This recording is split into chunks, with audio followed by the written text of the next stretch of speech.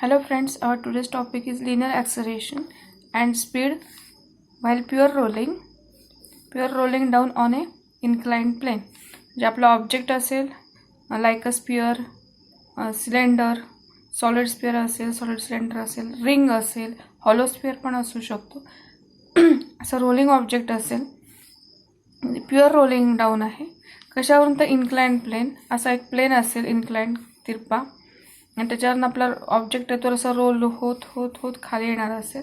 मग at that time त्या ऑब्जेक्टचं linear acceleration आणि स्पीड, त्याचं डेरिव्हेशन आणि आपण त्याचं एक्सप्रेशन पाहणार आहोत. बघा, मी परत रिपीट करते. हॉलो स्फिअर असू शकतो, सॉलिड स्फिअर असू शकतो, बॉल असू शकतो किंवा हॉलो सिलेंडर पण असू शकतो, रिंग असू शकते, शेल असू शकते. असे रोलिंग ऑब्जेक्ट आहेत, ते असे एखाद्या इन्क्लाइंड प्लेनवरनं खाली येत आहेत. त्या इन्क्लाइंड प्लेनची हाईट एच असेल, एच एवढ्या हाईटवरनं खालीत असतील. ती जी मोशन असेल ती कशी असणार आहे, तर प्युअरली रोलिंग मोशन असणार आहे. असं प्युअरली रोलिंग इन्क्लाइंड प्लेनवरनं असा आपला जो ऑब्जेक्ट असेल त्याचं लिनियर ॲक्सलरेशन आणि त्याचं स्पीड, ह्याचं एक्सप्रेशन किंवा डेरिव्हेशन आपण पाहणार आहोत.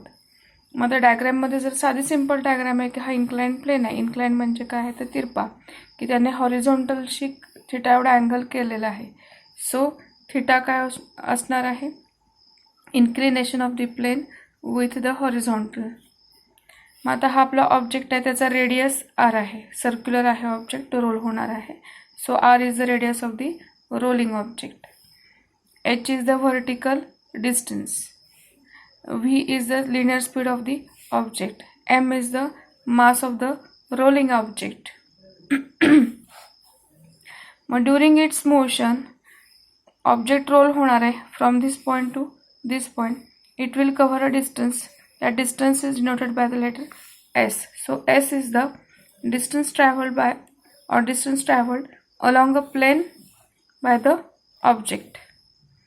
Now, when object roll down on the inclined plane without slipping, बघा स्लिपिंग होणार नाही आहे इथे. आपण कंडिशन काय विचारात घेतोय की without slipping object is rolling down on inclined plane without slipping. It's gravitational potential energy is converted into kinetic energy. जेव्हा आपला ऑब्जेक्ट हाईटवरती असणार आहे एचवरती, त्यावेळेला त्याची पोटेन्शियल एनर्जी काहीतरी असणार ना, mgh. मग हा जेव्हा स्लिप न होता रोल होत येणार आहे, त्याला काहीतरी व्हेलॉसिटी अटेंड होणार आहे. सुरुवातीला त्याची व्हेलॉसिटी 0 असणार आहे. पोटेन्शियल एनर्जी काय असते ते mgh. मग ती काय होणार, जसं आपलं ऑब्जेक्ट वरून खाली येणार, 0 व्हेलॉसिटी टू v एवढी maximum velocity. So at that time potential energy is get converted into kinetic energy. Hence आपण मागच्याच पॉईंटमध्ये आपण हा फॉर्म्युला पाहिला होता टोटल एनर्जीचा. बघा, आठवत असेल तर total kinetic energy is equal to translational kinetic energy and rotational kinetic energy. तोच फॉर्म्युला इथं आपण डायरेक्टली अप्लाय करतोय रोलिंग बॉडीसाठी. त्याचं डेरिव्हेशन आपण पाहिलेलं आहे लास्ट व्हिडिओमध्ये. So as we know the equation of the total energy is equal to 1/2 mv² translational plus 1/2 I omega square, जी की रोटेशनल कायनेटिक एनर्जी आहे. आता आय म्हणजे काय आहे तर mk² आपल्याला माहिती आहे, त्याचं सगळं डेरिव्हेशन आपण पाहिलेलंच आहे.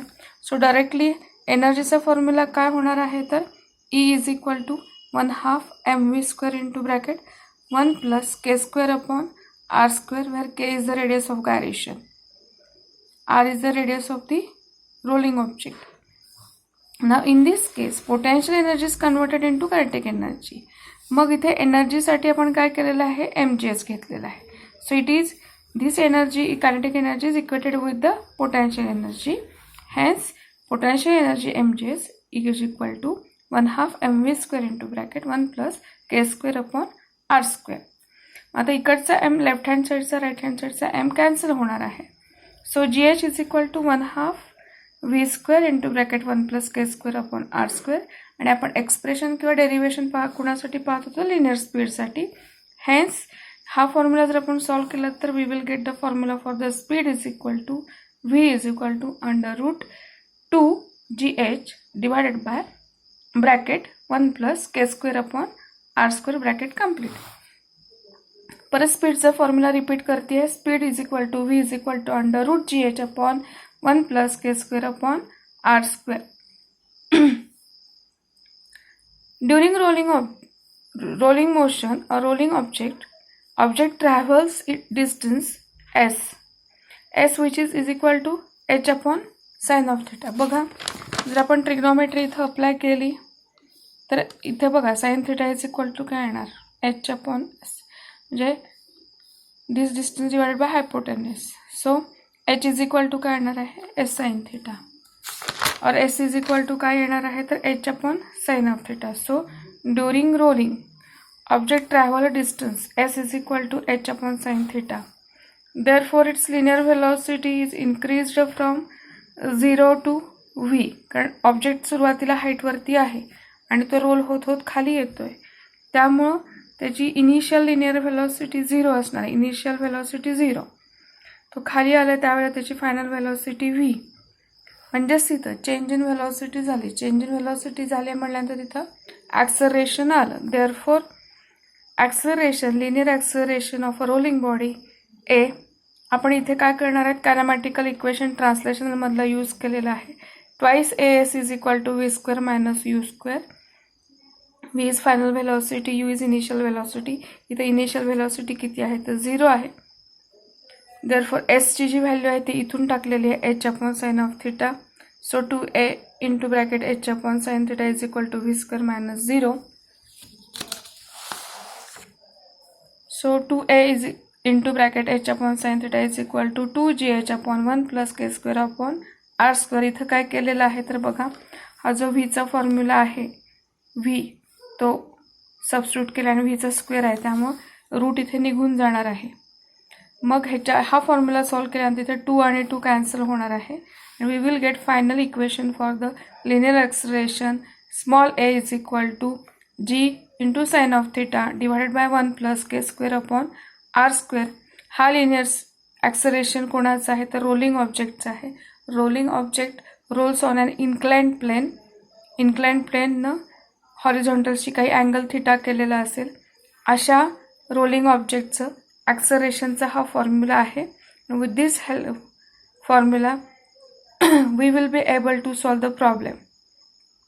आता ह्याच्यामध्ये काही कंडिशन्स पण आहेत की जर का प्युअर स्लायडिंग असेल विदाउट फ्रिक्शन तर in that case acceleration will become, म्हणजे हा जो फॉर्म्युला आहे तो काय होणार आहे तर a is equal to g sine of theta. Friction नसणार आहे, स्लायडिंग असणार आहे, रोलिंग. आणि व्हेलॉसिटीचा फॉर्म्युला अंडर रूट 2gh. मग हे आपण काय पाहिलं आहे तर लिनियर स्पीड आणि ॲक्सलरेशन. लिनियर ॲक्सलरेशन आणि स्पीड कोणाचं pure rolling down on an inclined plane असं ऑब्जेक्टचं आपण डेरिवेशन इथं पाहिलेलं आहे. ठीक आहे.